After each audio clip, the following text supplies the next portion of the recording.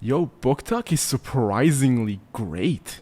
Hello and welcome to the LaRue channel, where I like talking about literature, among other things. So, if you're unaware, BookTok/Bookstagram is this kind of subgenre of both TikTok and Instagram where people get together to discuss books, authors, and all kinds of things relating to the literary genre. And it's kind of become the one thing still popularizing books. In fact, if you go to any bookstore or maybe a Barnes & Noble's, Waterstones, we got the Bookmark over here, they have this entire table dedicated to just BookTok because of how big it is.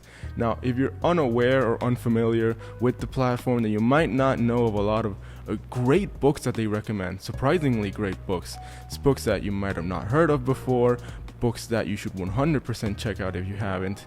And this is kind of like my purpose with this video. More so than anything, I kind of wanted to use BookTok and kind of like social media as a whole as an excuse to talk about some books I really like, some books I think you should read, especially if you're not much of a reader and maybe are contemplating reading a book but you don't know where to start. Well, here are a handful of recommendations of some of the best books I've written, both in Bookstagram/BookTok and in my own time. Books that are great, you should read, and are 100% worth your while. So for the first entry on this list, I want to start talking about what is probably my favorite book of all time right now, and it's one that's really popular on Bookstagram, and if you haven't seen it already, you 100% should, and that is The Invisible Life of Addie LaRue by V.E. Schwab. Now, Addie LaRue has this very interesting concept. As the title suggests, it's about a girl called Addie LaRue who has an invisible life. Specifically, she's from the 1700s, and she's like your average girl who doesn't want to do what her parents told her. She's told that she has to marry this guy that she barely even knows and wants to live her own life.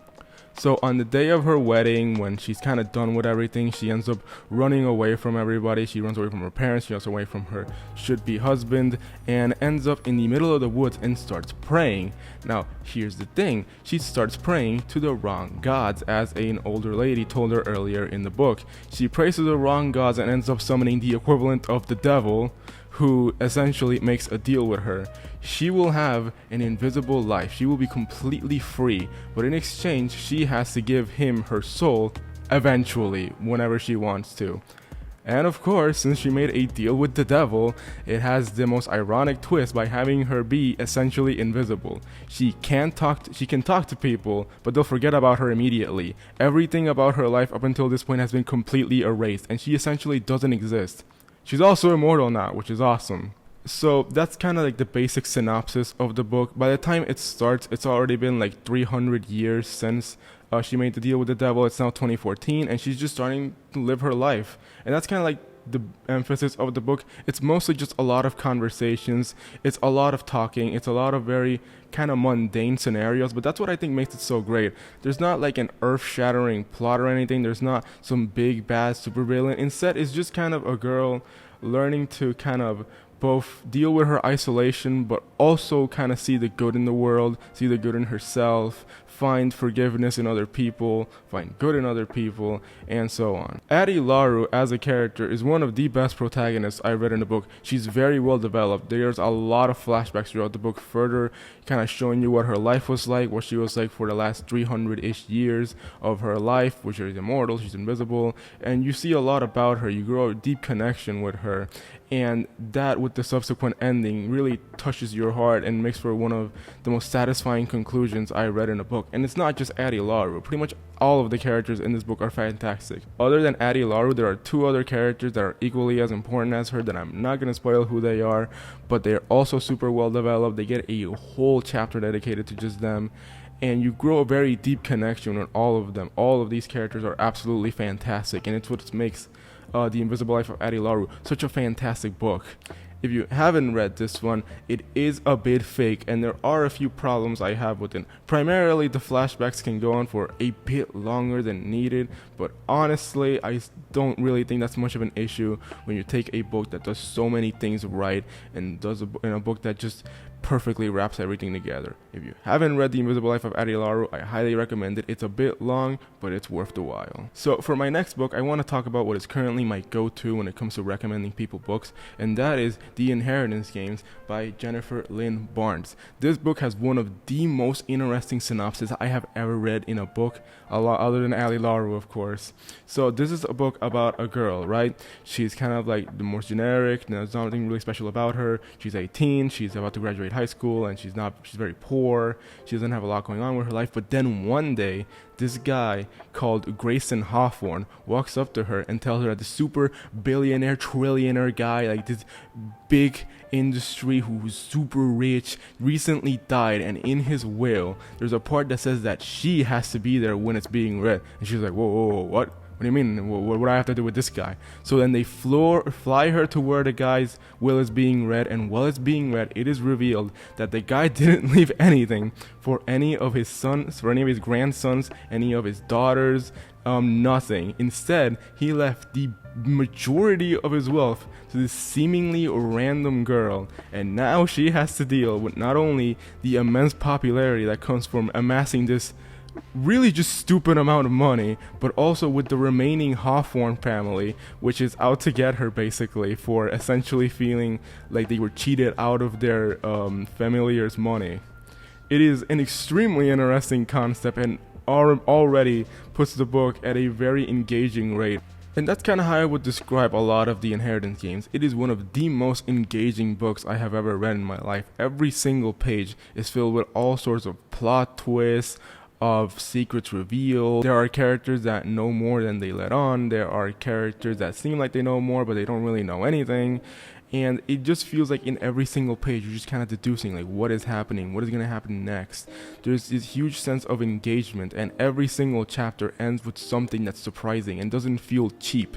Like often happens when these types of mainly thriller books that try and subvert your expectations, if you will, with every other page, is that they end up feeling cheap or kind of unfair to the reader when they come up with something that feels very out of left field. It doesn't make sense. But the Inheritance Games doesn't fall into this trap.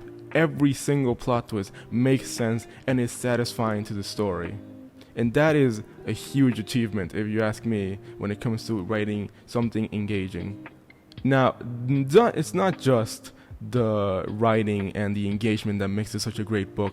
The bulk of the greatness comes from the characters. There are so many amazing characters in this book, from the main character of Avery Kylie Grahams to the Hawthorne brothers, which are some of the most chaotic yet interesting characters I've ever read. There's Grayson Hawthorne, who's kind of like this passive-aggressive guy who's on her side but not really. There's Jameson, who's the one who's closest to her and is constantly looking after her, but what if there's like some ulterior motivations he has? You don't know. And throughout the course of the book, not only do you get a bunch of plot twists and cool new things happening, but you also get a lot of development on each of these characters. You see a lot of Grayson's life, you see a lot of Jameson's life, you see a lot of the life of the other characters, and you grow a deep attachment to them. Specifically, there's one big kind of storyline that happens something like 2/3 in the way into the book that really puts into perspective everything that's happening, and it really feels like almost a perfect story with how everything is structured, with how everything is presented, and the twist at the end and the explanation for why everything is happening is one of the most satisfying plot twists I have ever seen in really any piece of fiction. Now, there is a sequel to the Inheritance Games called The Hawthorne Legacy, which, while I wouldn't say is as good as the first one, is still pretty up there. It's a fantastic book just like this one. And right around the corner, we have The Final Gambit, which is the third and final book in the series, which will hopefully tie everything up perfectly together, even though The Hawthorne Legacy kind of does that already, so I am kind of looking forward to see how the third one puts everything together. But overall, this is a fantastic book. It will probably be a fantastic trilogy to binge read. If you haven't read a lot of books, this is 100% one I would start with. It has everything you need to not get bored, to keep paying attention. It has great characters, everything that a good story should have, and it is my go-to recommendation for this video. Now, for this, I want to ask you a question. Have you read the Iliad by Homer? No, you haven't, because you haven't read my next recommendation, The Song of Achilles by Madeline Miller. This book, in essence, is a complete modern retelling of the original Iliad book from what is it, 800 AD or something. It's an old ass book a lot of people haven't read, okay? But this book makes it consumable to modern audiences. It's essentially the same thing, but instead of being told in poems or epic poet or whatever, it's told from the perspective of Achilles' lover Patroclus, and it kind of shows his perspective of their entire relationship together, but also pretty much the entirety of the Trojan War, leading all the way up to Achilles' death at the very end of the book, which isn't even in the original Iliad. Now, what makes it so great is that it's not just a modern retelling of one of the greatest stories ever told with the Iliad, but it's also just a great book in its own right. Achilles and Patroclus are extremely well-developed characters. Even if you don't know anything about Greek mythology, you'll immediately fall in love with these two, with their characterization at the beginning of the book, in the middle of the book, at the end of the book, their interactions with different characters, their interactions with each other. You can tell that these two characters are very much in love with each other. There's this very deep bond that Madeline Miller creates between Achilles and Patroclus that you grow very attached to over the course of these 400-ish pages. And the more you see the story go on, the more you just want to see more of these two characters. And it's not only Achilles and Patroclus who are so great in this book. You got a bunch of characters from classic Greek mythology showing up and just being great, including Odysseus and Agamemnon, who just completely accurate to how they were originally, and they're great, they're super entertaining. Now, if you're unaware of what happens in the original Iliad book, I'm not going to spoil it, but this book takes it and makes it into something kind of fresh in the sense that it's a lot more tragic than it originally was, or at least a lot more sad. I never cried reading that book except in the exam. And in this book really brings the emotion to a whole nother level. In fact, if you spent a lot of time in BookTok, you've probably seen all the reels and memes of people saying that the Song of Achilles made them cry at some point, which is pretty accurate. If you don't know anything about Greek mythology, you should read it. If you do know a lot of Greek mythology, you should read it. If you just want to read a great book, you should also read it. And it is my third recommendation that you should totally check out. There's also Circe, which is by the same author. Now, I haven't finished reading this one. I've heard it's really good, and it's also getting a TV show soon. I think it's in HBO Max. I might be wrong on that, but either way, it'll probably be good. And if you want to get ready for that TV show, well, you can read this one and then read Circe and see what you think. For my penultimate entry, I really want to talk about the book that kind of got me into BookTok to begin with, and that is Normal People by Sally Rooney. Now, Sally Rooney kind of writes the same book every time, but I'm not complaining because they're all great. In this case of Normal People, this is probably her best one. It's about these two people. You have Marianne and Colin, who are, having this on and off relationship over the course of many years, and this book kind of chronicles that. It's a very surprisingly simple to understand story. In comparison to all the ones I've spoken about here before, it's the most nuanced, it's the most melancholic. You'll probably be kind of in a sour mood while reading it because of how kind of sad it is at times, but it never fails to reach a level of nuance you don't really see in a lot of stories. This book is probably the most mature out of all of the ones in this list, mainly because the conversations each of the characters have with each other can range from heartbreaking to tear-jerking. They can fill you with all sorts of emotions. You can feel anger towards one character, but then you kind of understand them at the same time. This book is also very non-linear. There's not a conflict that happens across the course of the entire book. There's not like one thing that the character's trying to solve. It's just a lot of talking and living life, basically. If you've been in a relationship of any type across the course of your life, then you'll definitely identify a lot with this book, with how it not only portrays it, but also the feelings that come across it. Again, I can't emphasize so much how emotional this book is and how well it portrays all of those emotions.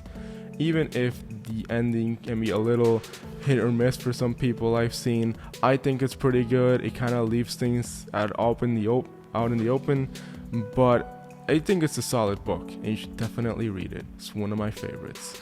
Now for my fifth and final entry, I want to talk about the book that's been living rent-free in my head for the last 3 or so months of my life, and that is Vicious by V.E. Schwab. I am aware that I already talked about a Schwab book in this list, but I don't care. Vicious is easily one of the best books I've read in recent times. So this book follows two characters, right? You have Ellie and Victor. Now these two start experimenting with the idea of extraordinaries, or EOs, and these are people that have superpowers, like the X-Men.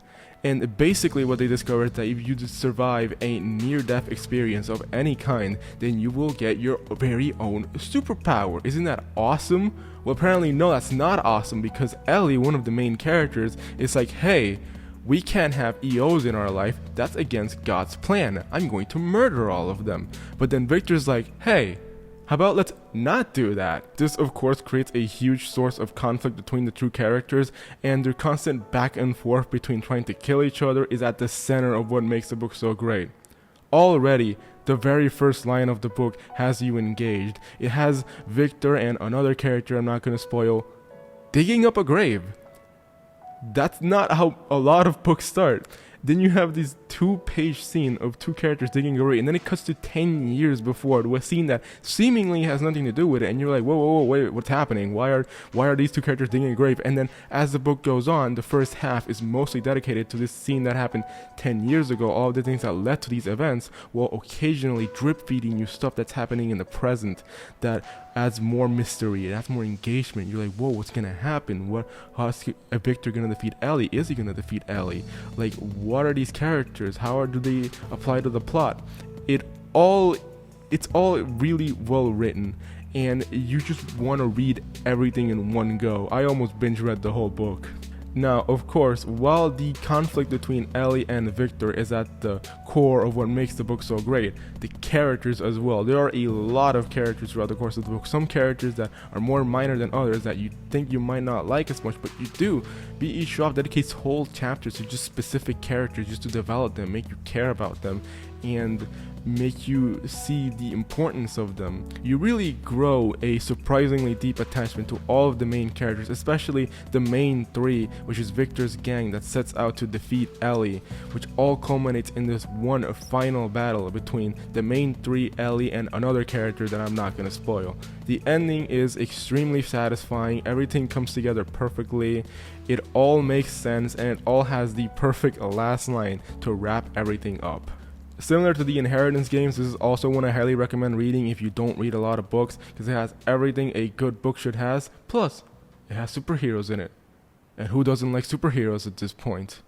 There's also a sequel to Vicious called Vengeful, which I haven't finished reading it, but I'm enjoying it so far. I've just been reading a lot of books at the moment, so hopefully it'll be as good as Vicious, but Vicious by itself is good enough to be a standalone book if you ask me, and if you like it, then you can check out Vengeful too and have a little series on your hands.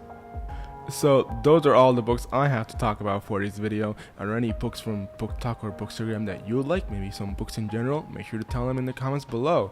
If you liked this video, make sure to hit that like button and subscribe to the LaRue channel for hopefully weekly uploads. I mainly talk about literature and comic books here alongside all things storytelling, so if that sounds nice to you, then also hit the bell to be notified of new uploads. And hey, if you watched this video, why not watch another one? I should have a playlist for all my videos on screen right now for you to check out. That should do it for now. See ya.